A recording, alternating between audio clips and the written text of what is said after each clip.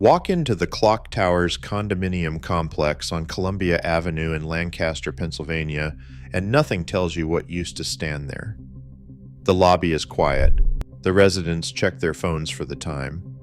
None of them are wearing a watch made in this building, but for nearly 8 decades, this was one of the most precise addresses in American manufacturing. This was the Hamilton Watch Company. And the story of how it disappeared, along with almost every other American watchmaker, begins with a single watch sold in Tokyo on Christmas Day, 1969. To understand what was lost, you have to understand what America once built. In 1854, a man named Aaron Lufkin Dennison opened a factory on the banks of the Charles River in Waltham, Massachusetts, and did something no one had done before. He made watches the way America made rifles, with interchangeable parts, assembly lines, and machines doing the work that Swiss craftsmen did by hand. The American system of watchmaking was born in that factory, and it changed the industry forever. By the time the railroads crossed the continent, American watches kept the schedules that kept people alive. Hamilton, founded in Lancaster in 1892, held more than 56% of the railroad watch market at its peak. Elgin, Illinois, Waltham, Massachusetts. These were not just factories, they were the beating mechanical heart of a nation that ran on time. Through 2 world wars, American watch companies supplied millions of timepieces to soldiers, sailors, and navigators. Hamilton produced marine chronometers so precise that the United States Navy used them to navigate every ocean on Earth. In the 1950s, as the space age opened and America looked skyward, the watch industry looked upward with it. In January 1957, Hamilton introduced the world's first battery-powered wristwatch, the Electric 500, from that same Lancaster factory. The mainspring was gone. The future had arrived. And then, 3 years later, Bulova did something that made Rolex so nervous the company reportedly engaged in corporate espionage just to understand what it was looking at. The Bulova Accutron, released to the public in 1960, was not a watch in any sense the industry had seen before.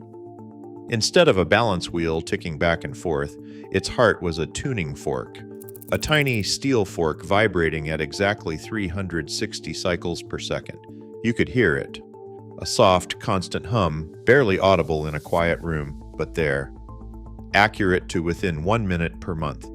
NASA trusted it with 46 space missions, from Explorer satellites to the Apollo lunar program. One Accutron movement still sits on the moon, in the Sea of Tranquility, where it has not moved in half a century. The American watch industry, looking at the Accutron, had every reason to believe it was still ahead. It was, for exactly 9 years. On Christmas Day, 1969, a company called Kei Hattori & Company walked into a Tokyo watch shop and sold the first one. The Seiko Quartz Astron 35SQ, 18-karat gold case, accurate to within 5 seconds per month, 12 times more accurate than the Accutron. 100 of them were sold within a week at a price of 450,000 yen each, roughly $1,250, the cost of a mid-size car. The engineer who led its development, Tsuneya Nakamura, had spent 10 years at the Suwa Seikosha factory miniaturizing technology that normally filled a room-sized cabinet. His company's president, Shoji Hattori, had been so convinced quartz would win that in 1968 he shut down Seiko's own tuning fork watch project and ordered everything into this one effort. The Astron launched under the slogan, "Someday, all watches will be made this way." Nakamura's team knew what that meant. The rest of the world was about to find out. What happened in the years immediately after 1969 is often told as a simple story of Japanese quality defeating American complacency. The truth is more painful than that. The Americans were not standing still. Hamilton introduced the Pulsar in 1972, the world's first electronic digital watch, with a bright red light-emitting diode display that showed the time in numbers. President Gerald Ford wore one on his wrist. James Bond wore one on screen. Texas Instruments, Fairchild Semiconductor, and National Semiconductor poured their microelectronics expertise into digital watch chips, briefly making America the global leader in this new technology. The Americans had the innovation. What they could not do was what Seiko did next. Seiko did not treat the quartz watch as a luxury object. It treated it as a product to be manufactured by the millions, made cheaper every year, and sold to anyone with $10 in their pocket. By 1977, Seiko had become the largest watch company in the world, with revenue of $700 million and 18 million units produced that year alone. 18 million. The entire pre-war peak output of the American watch industry at full wartime capacity could not match a single year of Seiko's 1970s production. And while Texas Instruments briefly sold digital watches for under $20 in 1975, the economics of mass watch manufacturing belonged to Asia. By 1978, Hong Kong exported more electronic watches than any country on Earth. The American semiconductor companies looked at those margins and walked away. The watch market, they decided, was not theirs to win. Back in Lancaster, the men and women of the Hamilton Watch Company had already made their own calculation. In 1969, the same year the Astron sold its first 100 units in Tokyo, Hamilton closed the factory doors on Columbia Avenue. 750 people packed their tools and walked out for the last time. Production moved to Switzerland, where Hamilton had quietly acquired a subsidiary called Buren Watch Company 3 years earlier. The message was not said aloud, but it was understood on every floor of that building. The era of American watchmaking was ending, and the institution that had helped begin it could not find a way to continue it. 5 years later, in 1974, the Hamilton name itself was sold to a Swiss group that would eventually become the Swatch Group.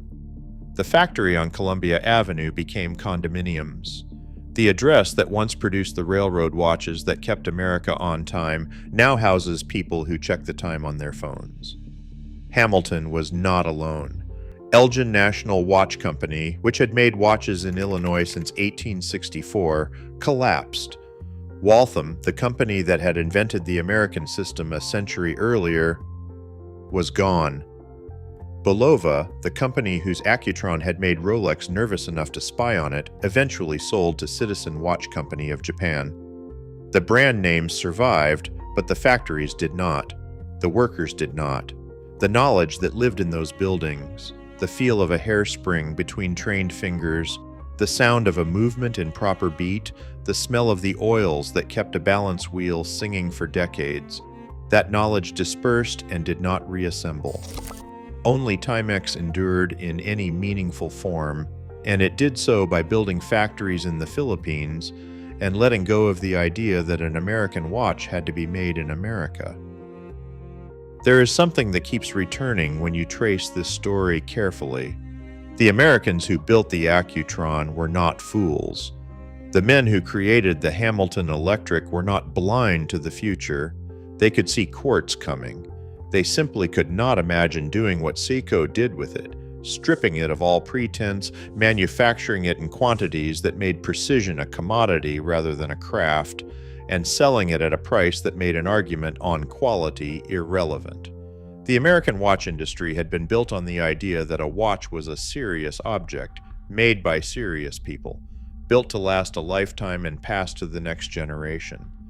Seiko changed the question from how well does it work to how much does it cost? And on that question, there was no American answer. The last question is the one that stings most. The technology that ended American watchmaking was, in large part, built on American foundations. The integrated circuits in the Astron's movement came from semiconductor research conducted largely in the United States. The precision manufacturing techniques that Seiko mastered in the 1960s drew on methods the American watch industry had pioneered a century earlier. The tools that dismantled the factory on Columbia Avenue were, in a sense, tools that Lancaster had helped build. That is not a comfortable thing to sit with, but it is the accurate one.